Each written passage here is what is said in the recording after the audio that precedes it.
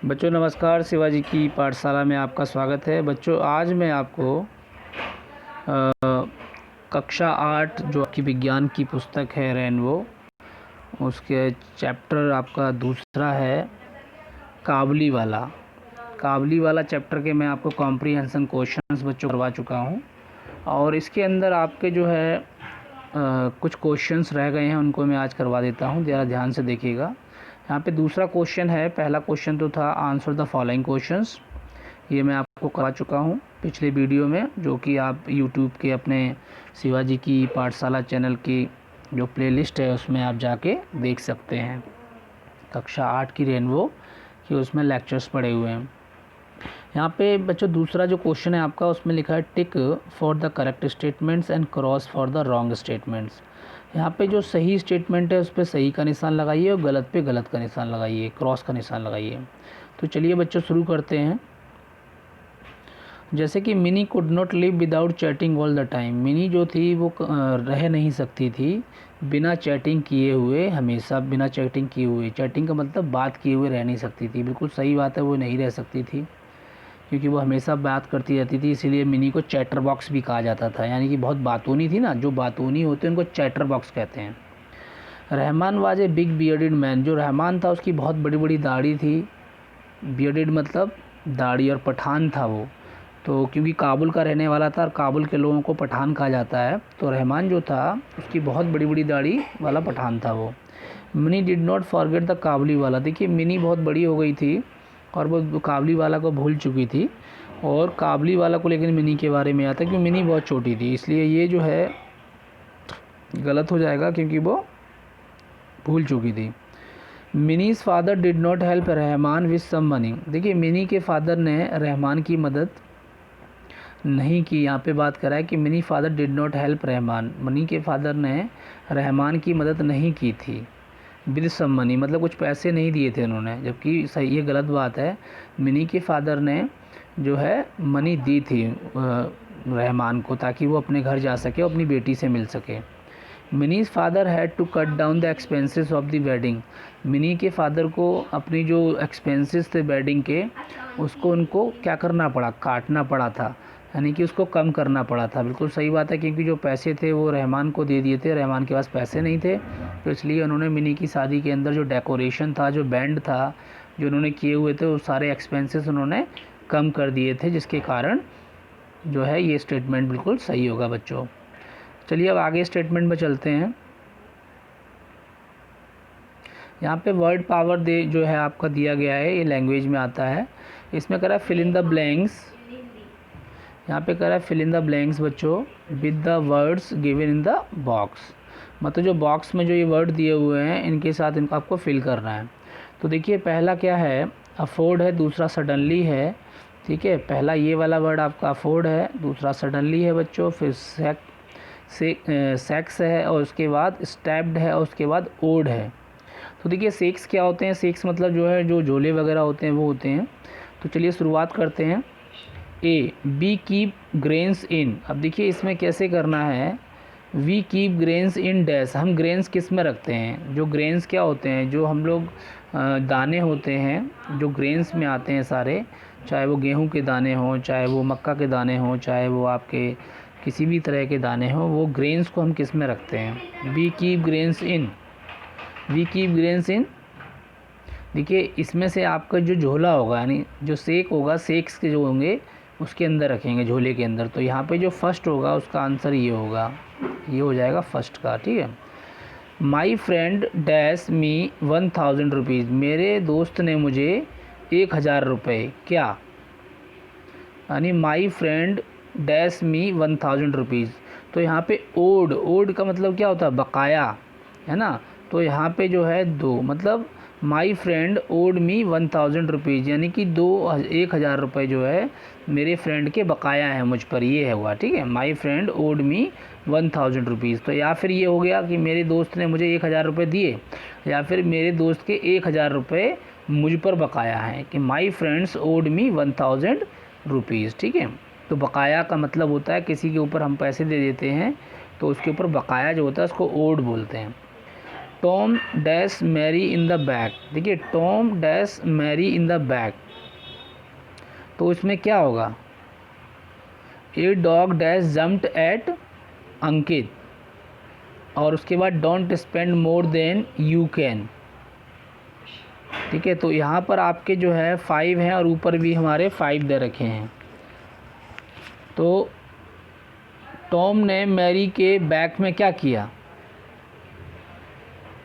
और a dog dash jumped at Ankit, Ankit पे dog कूद गया, तो इसमें क्या आएगा, and don't spend more than you can, मतलब आप उतना स्पेंड मत करो, आप स्पेंड मत करो मोर देन मतलब उससे ज़्यादा कि आपके पास अफोर्ड ना कर सको। तो इसमें देखिए क्या होगा, सी वाले में क्या होगा, सी वाले में Tom dash Mary in the back. देखिए टॉम ने क्या किया, मैरी के बैक में छुरा भोग दिया, यानी कि पीठ में छुरा भोग दिया, स्टैब कर दिया, छुरा भोग दिया, है ना, इसका सी। डॉग क्या हुआ, सडनली मतलब अचानक से जम कर गया, अंकित के ऊपर कूद पड़ा अचानक से, सडनली, तो ये आपका चौथा हो जाएगा। ये क्या हो जाएगा, चौथे का आपका सडनली हो जाएगा। ठीक है, अब रह गया last, don't spend more than you can.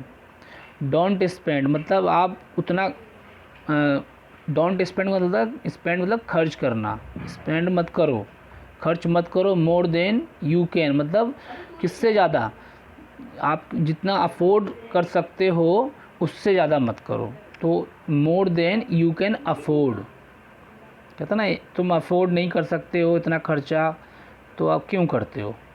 हम लोग बोलते हैं ना, if you are not able to afford this expense then why you are spending more money, मतलब आप क्यों फिर इतना पैसा खर्च कर रहे हो जब आप नहीं कर सकते हो। जैसे शादी करते हैं जब हम लड़कियों की अपनी, तो क्या करते हैं, और बहुत पैसा खर्च कर देते हैं, तो यही होता है अफोर्ड करना मतलब। ठीक है ना, चलिए नेक्स्ट,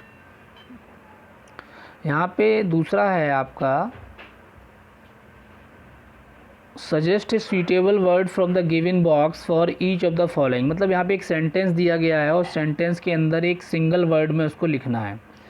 जैसे लिखा है, लिटरेट क्या होता है, a person who can read and right, मतलब एक ऐसे पर्सन जो लिख भी सकता है और पढ़ भी सकता है, तो उसको हम क्या बोलते हैं, लिटरेट बोलते हैं बच्चों।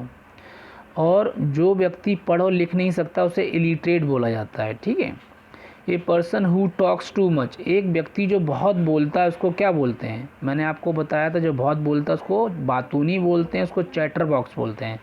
तो आपका जो ए होगा उसमें चैटर बॉक्स आ जाएगा। ठीक है, a person who loves his country, एक ऐसा व्यक्ति जो अपने देश से बहुत प्यार करता है, उसको हम क्या बोलते हैं, पैट्रियोट बोलते हैं। क्या बोलते हैं बच्चों, पैट्रियोट, मतलब देशभक्ति करने वाला व्यक्ति, यानी ऐसा व्यक्ति जो देश का भक्त हो, वो अपने देश से बहुत प्यार करता हो, उसको पैट्रियोट बोलते हैं।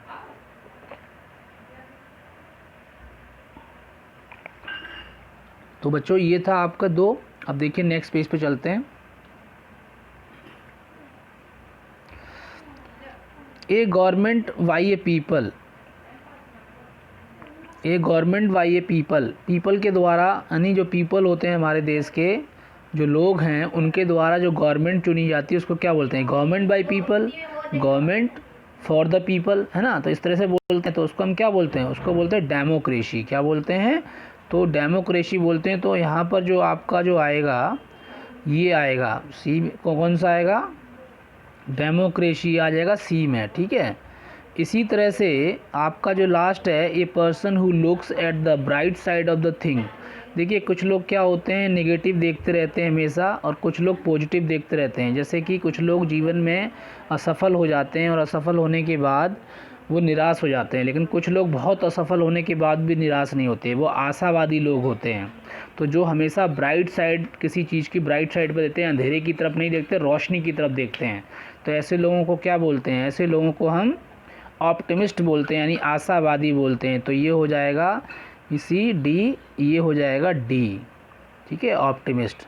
तो इस तरीके से आपके ये हो गए हैं सारे के सारे, मैंने आपको बता दिए। आशावादी जो व्यक्ति होता है उसको ऑप्टिमिस्ट बोलते हैं। आशावादी कौन होता है, जो कभी निराश नहीं होता, हताश नहीं होता, है ना, फेल हो जाता है फिर भी वो लड़ता रहता है, आगे जीवन में बढ़ता रहता है। चलिए आगे देखिए। देखिए यहाँ पे बच्चों कुछ लैंग्वेज प्रैक्टिस दी गई है आपके यहाँ पे रीड एंड अंडरस्टैंड कंजंक्शंस के बारे में दिया गया है। कंजंक्शंस क्या होते हैं इनको समझना है हमको।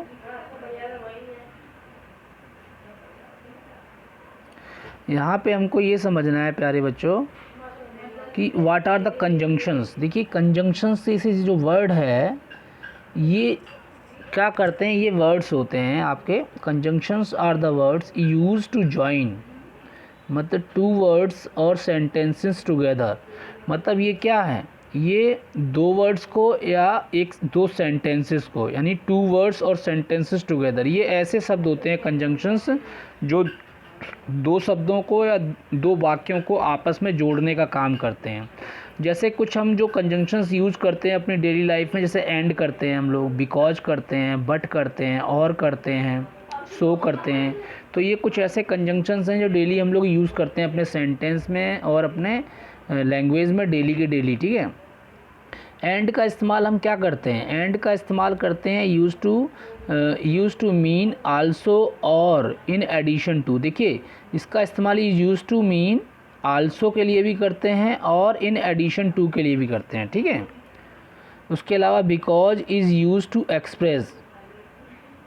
Express the reason of the action. जैसे हम कोई काम किया है उसके बाद हमने लिखते हैं क्यों किया है हमने वो काम, तो उसका जो आंसर लिखते हैं तो बिकॉज से शुरू करते हैं। जैसे कि हम कहते हैं कि राम जो है 14 वर्ष के वनवास पे क्यों गए, तो हम उसका उत्तर लिखेंगे ना, राम 14 वर्ष के वनवास पे इसलिए गए क्योंकि से शुरू करते हैं, फिर आगे का उत्तर लिखते हैं, ठीक है। इसी प्रकार से बट क्या होता है, but is use to suggest and contrast. But क्या करता है, ये हमारा कि मैं जा तो सकता था लेकिन मैं नहीं गया, है ना, लेकिन लगा दिया मैंने। मैं क्या किया, मैं कर तो सकता था लेकिन मैं नहीं कर पाया, यानी मैं काम तो कर सकता हूँ लेकिन मैं नहीं करूँगा। इस तरीके से वर्ड से हम लोग क्या करते हैं, सजेस्ट करते हैं या कंट्रास्ट करने के लिए, दो चीज़ों में विभिन्नता करने के लिए, ठीक है। राम बहुत अच्छा है लेकिन आलसी भी है, ठीक है, तो लेकिन कर दिया, राम के बारे में हमने दो चीज़ों के बारे में बता दिया। Or is use to suggest that only one possibility can be realised. Or का मतलब होता है कि दोनों में से एक, यदि हमने दो चीज़ों के बीच में और लगा दिया है, दो शब्दों के दो वाक्यों में, तो दोनों में से एक मान्य होगी। So is use to show the reason of the something. देखिए सो का मतलब होता है कि मैंने कोई काम किया उसके रीज़न बताना, कि मैं बहुत आज पढ़ाई कर रहा हूँ ताकि मैं जो है क्या हो जाऊँ, मैं पढ़ाई क्यों कर रहा हूँ, ताकि मैं क्लास में फर्स्ट आऊँ। तो एक इस तरह का रीज़न है ना, I am study more so I can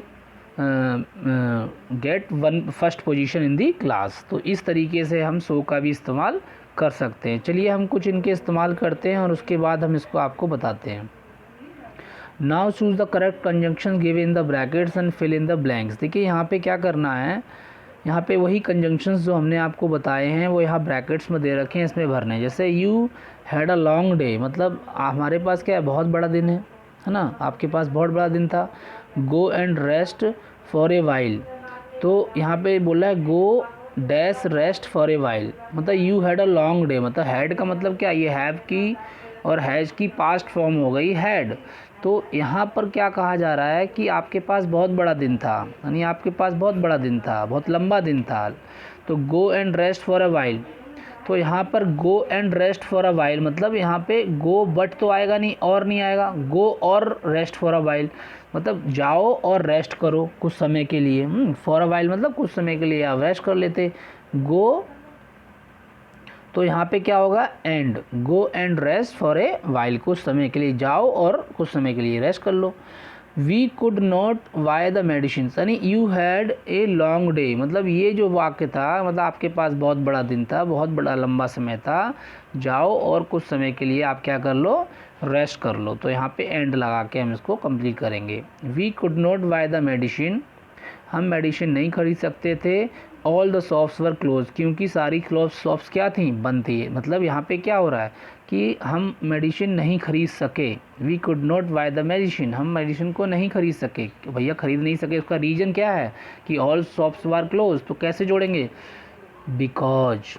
because all shops were close, सारी की सारी शॉप जो थी वो क्लोज थी। I went to bed early, मैं जो है बहुत जल्दी सोने चला गया, यानी बेड पे चला गया सोने के लिए। आई could not watch the TV show last night, मतलब मैं बहुत जल्दी सोने चला गया, जिसकी वजह से क्या हुआ, मैंने टीवी नहीं देखी, यानी पिछली रात मैंने TV, I could not watch the TV, मैंने टीवी नहीं देखी। I went to bed early की मतलब मैं पहले सोने चला गया जल्दी, इसलिए मतलब so I could not watch the, मतलब मैं जल्दी चला गया, इसलिए क्या हुआ, उसका रीज़न मैं जल्दी चला गया, उसके बाद क्या लिखेंगे कि मैं टीवी नहीं देख पाया। ठीक है, मैं जल्दी चला गया इसलिए मैं टीवी नहीं देख पाया, तो so I could not watch the TV last night, है ना बच्चों। आगे देखिए, you the stick was thin dash it was strong. देखिए यहाँ पे क्या कह रहा है, जो स्टिक थी वो बहुत पतली थी, लेकिन इट वाज स्ट्रॉन्ग, लेकिन वह बहुत क्या थी, बहुत स्ट्रांग थी, मजबूत थी। मतलब पतली थी लेकिन स्ट्रांग, मतलब उसकी क्या कर रहे हैं, तुलना कर रहे हैं, उस स्टिक के बारे में बता रहे हैं। स्टिक पतली थी लेकिन वह बहुत स्ट्रांग थी, बहुत मजबूत थी। ठीक है, तो इसीलिए यहाँ पर हम वर्ड का इस्तेमाल करेंगे, क्योंकि एक ही स्टिक की बात हो रही है और दो बातें हैं। तो एक क्या है, ऐसी बात हो रही है कि वो पतली भी है और वो स्ट्रांग भी है। जैसे हम कहते हैं ना, वो व्यक्ति बहुत पतला है लेकिन बहुत स्ट्रांग बहुत है, तो लेकिन से हम उसको जोड़ते हैं, दोनों उसकी दोनों बातों को। You can have a T dash A coffee, यदि हम किसी से पूछते हैं can you have a T और कॉफ़ी, हम दोनों में से एक ऑप्शन पूछते हैं, क्या आप टी लेना चाहेंगे कि कॉफ़ी लेना चाहेंगे, दोनों तो नहीं पूछते ना, टी और कॉफ़ी दोनों ले लो आप, तो हम कहते हैं टी और कॉफ़ी। तो you can have A T और कॉफ़ी, और क्या बोलते हैं हम, और कॉफ़ी। ठीक है, यार आप टी लेंगे या आप कॉफ़ी लेंगे। तो इस तरीके से ये जो होते हैं कंजंक्शंस हम लोग इस्तेमाल करते हैं अपने वाक्यों में, और दो शब्दों को और दो वाक्यों को जोड़ने के लिए हम कंजंक्शंस का इस्तेमाल करते हैं, जिसमें एंड, बट, और, सो, बिकॉज, है ना, ये सब कॉमन है जो कि हम डेली अपनी अंग्रेजी में देखते हैं और सीखते हैं और इसको करते हैं। चलिए आगे देखिए,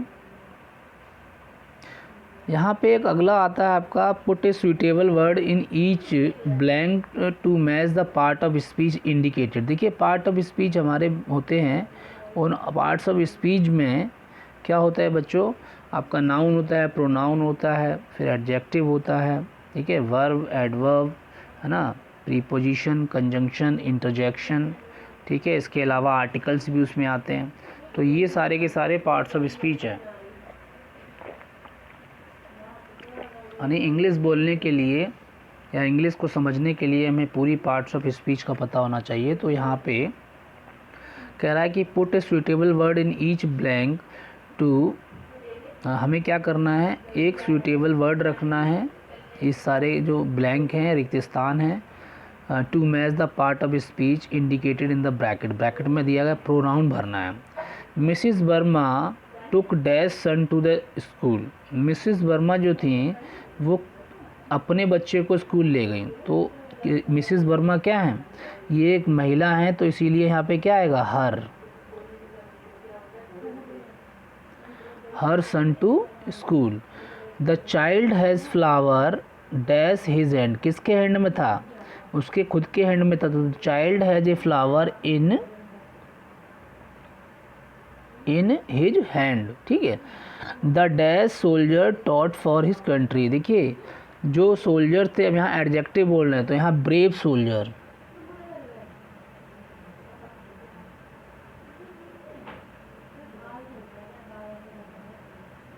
ठीक है, brave soldier fought for his country. देखिए यहाँ पर मैं नीचे लिख देता हूँ, थोड़ा सा आप कंफ्यूज हो जाएंगे।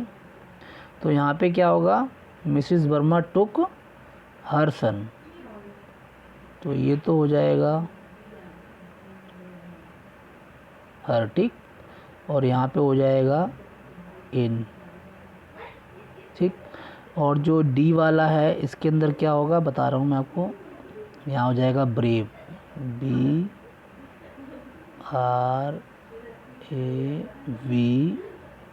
ठीक, ब्रेव। और जो ई वाला है इसमें हो जाएगा ही always did his work very, वो अपना काम हमेशा क्या करता है, कैसे करता है, एडवर्ब भरनी है, यानी वर्ब की विशेषता बनानी है। तो वर्क क्या है यहाँ पे, he always did his work, मतलब did his work very properly.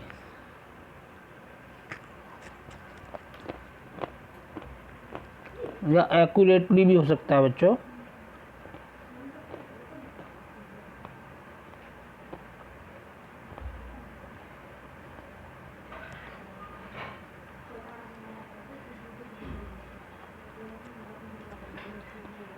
काम वो कैसे करता है, एक्यूरेटली करता है। और प्रॉपरली करता है। एक्यूरेटली भी हो सकता है, प्रॉपरली भी हो सकता है। क्यों, इसमें कह रहा है कि वो अपना काम कैसे करता है, ठीक है। तो हमें वर्ब की विशेषता बतानी है।